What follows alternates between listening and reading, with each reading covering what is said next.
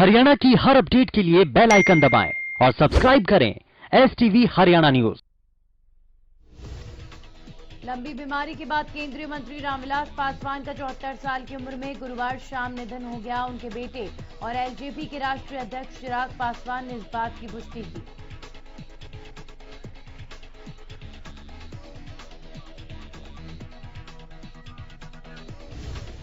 प्रदेश में कोरोना के मामलों में बढ़ोतरी दर्ज की गई। पिछले 24 घंटे में 1284 नए मामलों की पुष्टि की गई। वहीं गुरुग्राम में 264 और फरीदाबाद में 182 नए मामले दर्ज किए गए।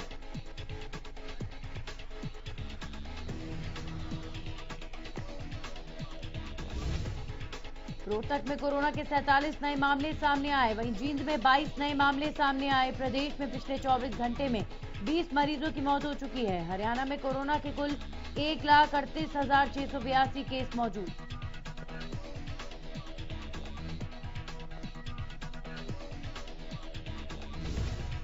कुरुक्षेत्र की कंबोज धर्मशाला में भारतीय किसान यूनियन के देश भर से 8 राज्यों के 24 किसान संगठनों ने बैठक की। इस बैठक में कृषि कानूनों के खिलाफ आगामी रणनीति बनाई गई।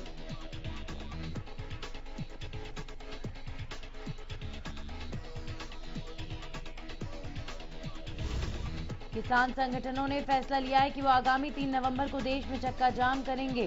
किसानों ने रणनीति बनाई कि वो सुबह 10 बजे से शाम 4 बजे तक देश भर के सभी हाईवे को जाम करेंगे।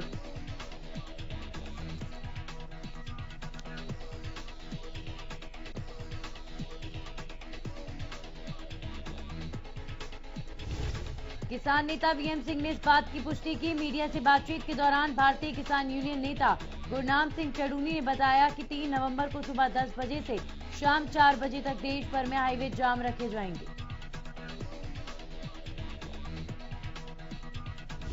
आंदोलन को आगे बढ़ाने के लिए और आज पंजाब में बैठक बुलाई गई है, जिसमें तय किया जाएगा कि 3 नवंबर के बाद क्या रणनीति बनानी है।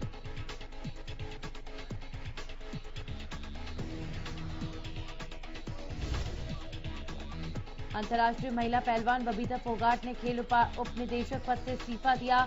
बबीता ने इस्तीफा देने का कारण बताते हुए कहा कि मैंने अपने पद से इस्तीफा इसलिए दिया क्योंकि मैं बीजेपी में एक्टिव पॉलिटिक्स करना चाहती हूं।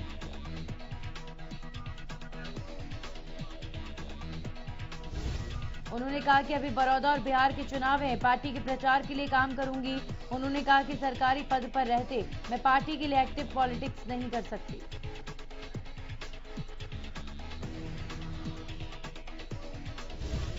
वहीं बड़ौदा उपचुनाव में कैंडिडेट के तौर पर उतरने के सवाल पर उन्होंने कहा कि पार्टी अगर मौका देगी तो वो जरूर चुनावी मैदान में उतरेंगी। उन्होंने कहा कि पार्टी के जैसे दिशा निर्देश होंगे उस पर वो काम करेंगी।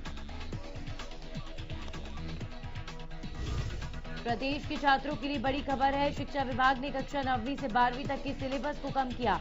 30% तक सिलेबस कम किया गया।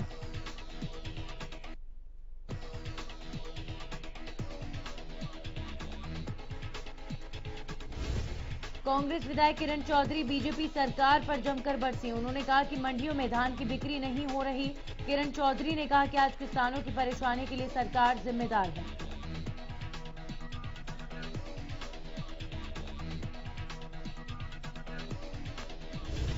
रेवाड़ी नगर निगम में अंडरग्राउंड डस्टबिन घोटाला सामने आया। डस्टबिन को योजना के नाम पर पैसों की बंदरबाट की गई। इस योजना में लाखों रुपए की गबन का आरोप लगाया गया है।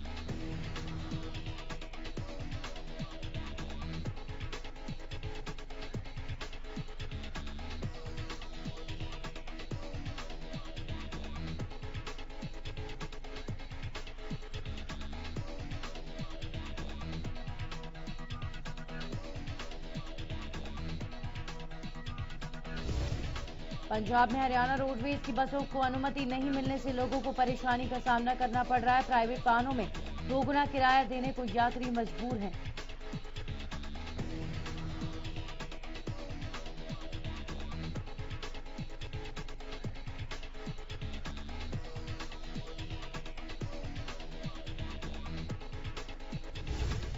यमुनानगर में आरटीए विभाग एक्शन मूड में नजर आया। ओवरलोडेड वाहनों के वायरल वीडियो के बाद विभाग ने वाहनों के चालान काटे।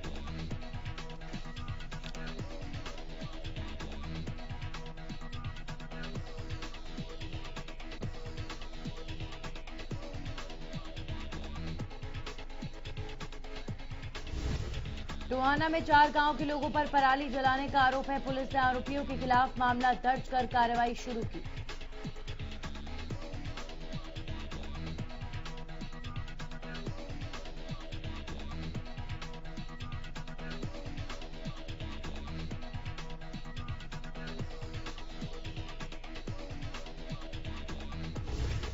प्रदेश के सूचना जनसंपर्क और भाषा विभाग के महानिदेशक पीसी मीणा ने एक समीक्षा बैठक की। इस दौरान उन्होंने संबंधित अधिकारियों, सिविल इंजीनियरों और आर्किटेक्ट को निर्देश दिए कि वो अंबाला कैंट में बनाए जा रहे युद्ध स्मारक का काम जल्द पूरा करें।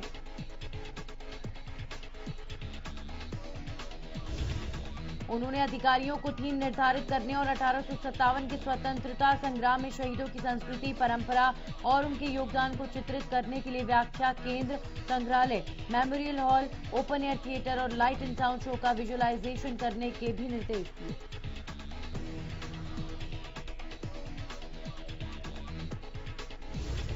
गोहाना में भीषण सड़क हादसे में 3 लोग जिंदा जल गए। हादसा तब हुआ जब खानपुर ककाना रोड पर एक ट्रैक्टर ट्रॉली और वैगनार कार में टक्कर हो गई। दोनों में भिड़ंत होने की वजह से कार में आग लग गई और कार का सेंटर लॉक बंद हो गया, जिसमें कार चालक और अन्य 2 सवार कार से निकल नहीं पाए और हादसे का शिकार हो गए।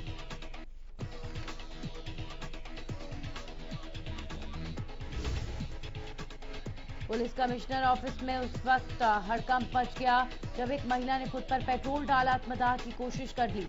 महिला अपने साथ पेट्रोल की बोतल लेकर आई थी और देखते ही देखते खुद पर पेट्रोल डाल सीढ़ियों पर भागने लगी।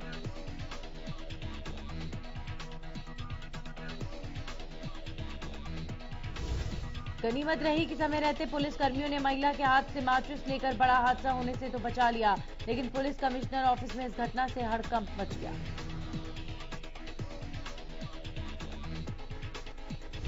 कृषि कानूनों के विरोध में रतिया के कई गांवों के लोगों ने बड़ा फैसला लिया है। ग्रामीणों ने गांव में जेजेपी, बीजेपी की नो एंट्री के पोस्टर लगाए हैं।